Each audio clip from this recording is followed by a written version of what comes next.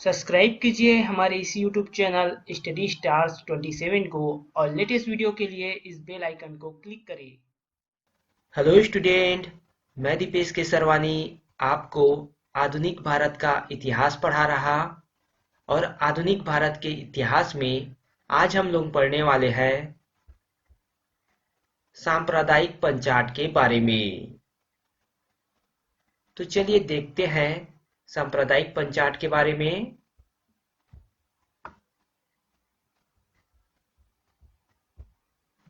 तो देखिए, पिछले वीडियो में आपने पढ़ा था कि द्वितीय गोलमेज सम्मेलन में महात्मा गांधी जो है वो लंदन जाते हैं, लेकिन द्वितीय गोलमेज सम्मेलन में जो बात होनी थी उस पर ना बात होकर सांप्रदायिक मामलों पर बात होने लग जाता है। तब गांधी जी लंदन से वापस आते हैं और 3 जनवरी 1932 को द्वितीय सविनय अवज्ञा आंदोलन की शुरुआत कर देते हैं और उसके बाद 4 जनवरी 1932 को गांधी जी को गिरफ्तार कर लिया जाता है।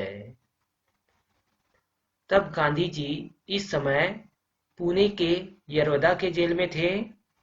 तब जो ब्रिटेन के प्रधानमंत्री है रैमसे मैकडोनाल्ड, वो सांप्रदायिक पंचाट की घोषणा करते हैं। सांप्रदायिक पंचाट क्या है आगे हम लोग पढ़ते हैं।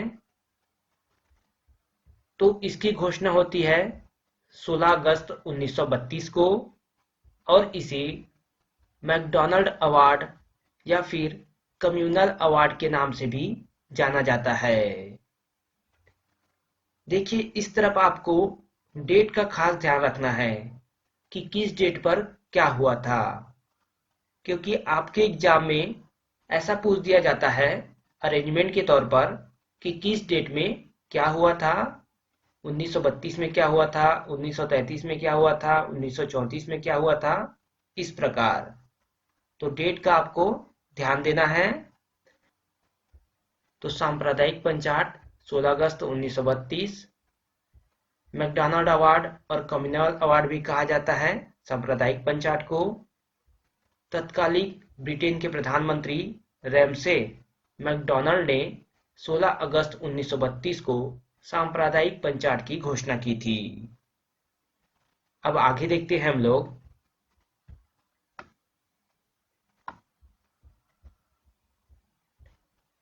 इस पंचाट में पृथक निर्वाचन पद्धति को न केवल मुस्लिमों के लिए बल्कि दलित वर्ग, सिख, ईसाई और सभी के लिए पृथक सांप्रदायिक निर्वाचन की व्यवस्था की गई थी। तो आप समझ गए होंगे कि सांप्रदायिक पंचाट का मतलब क्या है। तो यहाँ पर सांप्रदायिक पंचाट के तहत अलग अलग निर्वाचन, सभी वर्गों का अलग अलग निर्वाचन की पद्धति यहाँ पर अपनाई गई थी, जो कि गांधी जी कभी भी नहीं चाहते थे, क्योंकि इससे देश का बंटने का खतरा था। अलग अलग वर्ग हो जाएंगे और अलग अलग निर्वाचन होगा तो देश का बंटने का खतरा था इससे। तो सांप्रदायिक पंचाट लेकर आते हैं रैमसे मैकडोनाल्ड। उसके बाद देखिए,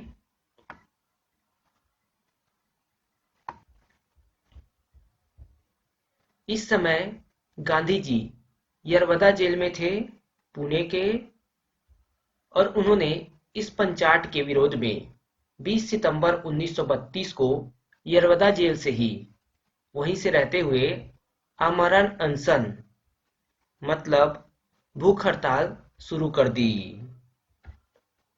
गांधी जी ने अपना भूख हड़ताल पुणे के जेल से शुरुआत किया था, इस बात को याद रखिएगा, जिसे आमरण अनशन कहा जाता है। मतलब जब तक मृत्यु ना हो जाए तब तक अन्न का त्याग करना। तो यहाँ पर गांधी जी जो है वो आमरण अनशन स्टार्ट कर देते हैं सांप्रदायिक पंचाट के विरोध में। तो देखिए, गांधी जी ने इस पंचाट को राष्ट्रीय एकता पर कुठाराघात कहा था, अर्थात भारत के राष्ट्रीय एकता को चोट पहुंचाया गया है, ऐसा मानना था गांधी जी का। तो देखिए, जब आमरण अनशन स्टार्ट करते हैं गांधी जी, उसके कुछ दिनों बाद उनकी तबीयत खराब हो जाती है। उसके बाद ब्रिटिश सरकार भी घबरा जाती है जब गांधी जी का तबीयत बिगड़ने लग जाता है, क्योंकि इससे भारत की जनता और भी ज्यादा उत्तेजित हो रहे थे। तो देखिए आगे क्या होता है।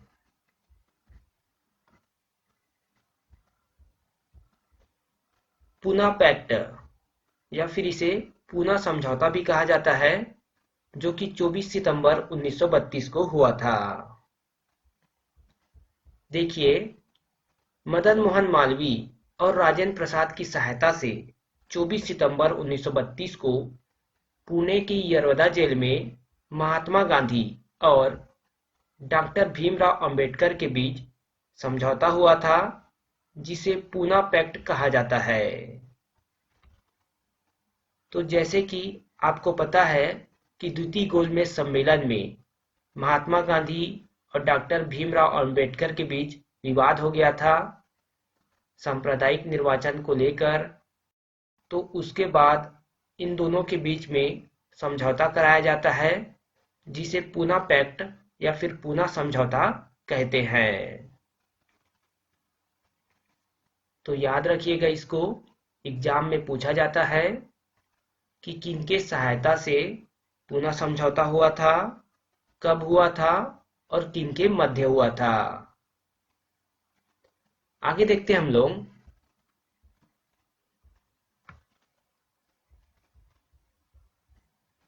अब जो है तृतीय गोलमेज सम्मेलन, जो कि 17 नवंबर 1932 को होता है। इस समय जो है भारत सचिव सेमुअल हॉक ने आयोजित कराया था तृतीय गोलमेज सम्मेलन, और इस सम्मेलन का कांग्रेस ने पूरी तरह से बहिष्कार किया था।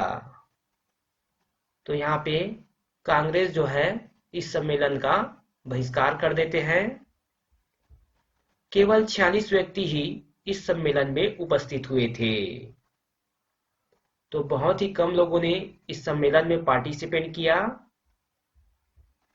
यहाँ पर सबसे मोस्ट इम्पोर्टेंट पॉइंट ये है कि जो भीमराव अंबेडकर है वो तीनों गोलमेज सम्मेलन में शामिल होते हैं। भीमराव अंबेडकर ऐसे पहले व्यक्ति थे जो तीनों गोलमेज सम्मेलन में शामिल हुए थे। गांधी जी या फिर कांग्रेस की बात करें तो वो द्वितीय गोलमेज सम्मेलन में शामिल हुए थे। बाकी पहला और तीसरा इनका बहिष्कार किया गया था कांग्रेस के द्वारा। ये सभी पॉइंट आपके एग्जाम में पूछे जाते हैं। आगे देखते हैं हम लोग।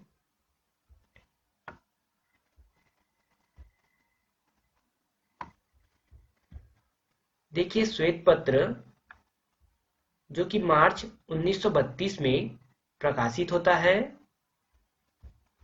और श्वेत पत्र क्या था उसके बारे में देखिए।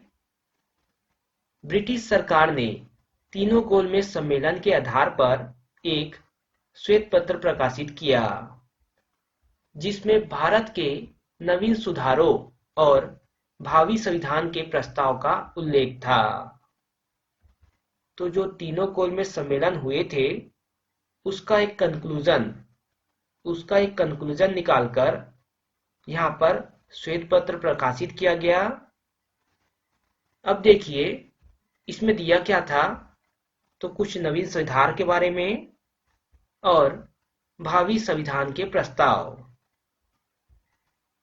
भावी कहने का मतलब भविष्य के संविधान के प्रस्ताव का उल्लेख था इसमें। और श्वेत पत्र के प्रावधानों को भारत शासन अधिनियम 1935 में भी लिया गया है। चलिए आगे देखते हैं हम लोग।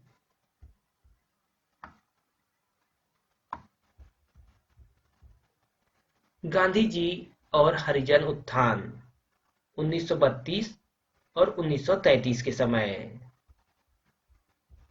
तो जेल से छूटने के बाद गांधी जी ने 1932 में अखिल भारतीय अस्पृश्यता, जिसे छुआछूत कहा जाता है, विरोधी लीग की स्थापना की। जब गांधी जी जेल से छूटते हैं तो सबसे पहले वो अखिल भारतीय अस्पृश्यता विरोधी लीग की स्थापना करते हैं और फरवरी 1933 में गांधी जी ने हरिजन पत्रिका, जो कि साप्ताहिक पत्रिका है, उसकी शुरुआत की।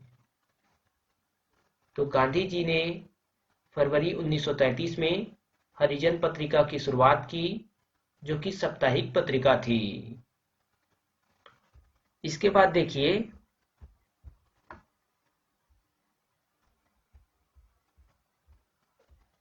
अखिल भारतीय कांग्रेस समाजवादी पार्टी 1934।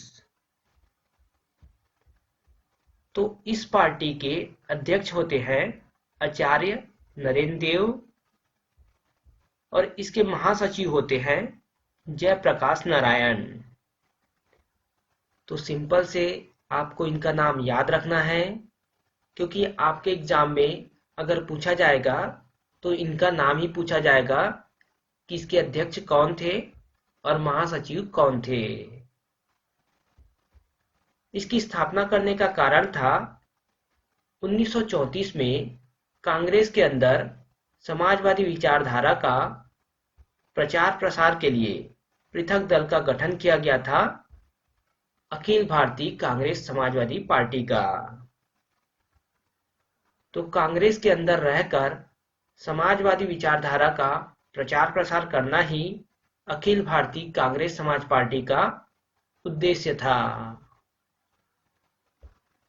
चलिए आगे देखते हैं हम लोग।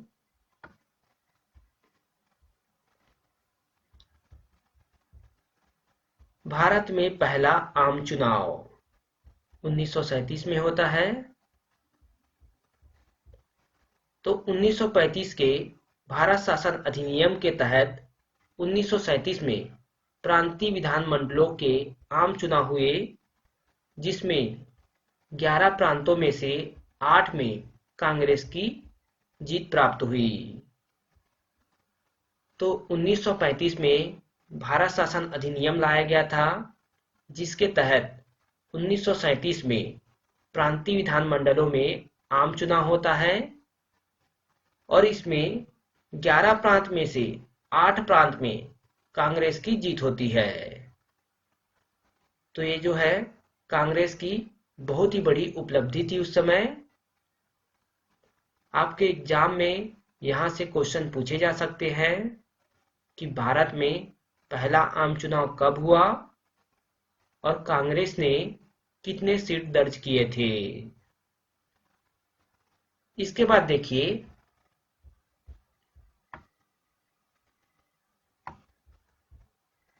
त्रिपुरी अधिवेशन होता है कांग्रेस का 1939 में, जिसके अध्यक्ष थे सुभाष चंद्र बोस। मैंने जब आपको कांग्रेस का अधिवेशन पढ़ाया था उसमें बताया था कि गांधी जी जो है पट्टाभी सीतारामैया को वहां पर अध्यक्ष बनाना चाह रहे थे कांग्रेस के अधिवेशन में, लेकिन सुभाष चंद्र बोस भी यहाँ पर अध्यक्ष बनना चाह रहे थे। तो वहां पर लोगों का मत लिया जाता है, जिसमें सुभाष चंद्र बोस जीत जाते हैं। तब कांग्रेस के त्रिपुरी अधिवेशन में सुभाष चंद्र बोस अध्यक्षता करते हैं और गांधी जी कहते हैं कि पट्टाभी सीतारामैया की हार मेरी हार है। इसलिए गांधी जी सुभाष चंद्र बोस से नाराज होकर वहां से चले जाते हैं। सुभाष चंद्र बोस भी गांधी जी का बहुत सम्मान करते थे, इसलिए सुभाष चंद्र बोस कांग्रेस को छोड़कर अपना नया ब्लॉक की स्थापना करते हैं, जिसे फॉरवर्ड ब्लॉक कहा जाता है। 1939 में फॉरवर्ड ब्लॉक की स्थापना करते हैं सुभाष चंद्र बोस। और यहाँ पर एक बात याद रखिएगा, पट्टाभी सीतारामैया को गांधी जी ने यहाँ पर खड़ा किया था अध्यक्ष के पद के लिए, लेकिन पट्टाभी सीतारामैया हार जाते हैं जब लोगों का मत लिया जाता है। यहाँ पर देखिए फॉरवर्ड ब्लॉक जो कि 1939 में स्थापित हुआ था। 1939 में सुभाष चंद्र बोस ने कांग्रेस से अलग होकर फॉरवर्ड ब्लॉक का गठन किया था। महत्वपूर्ण है ये फॉरवर्ड ब्लॉक, और इसे एग्जाम में जब पूछा जाता है तो ये पूछा जाता है कि फॉरवर्ड ब्लॉक की स्थापना सुभाष चंद्र बोस ने किस वर्ष की थी, तो 1939 में। तो याद रखिएगा।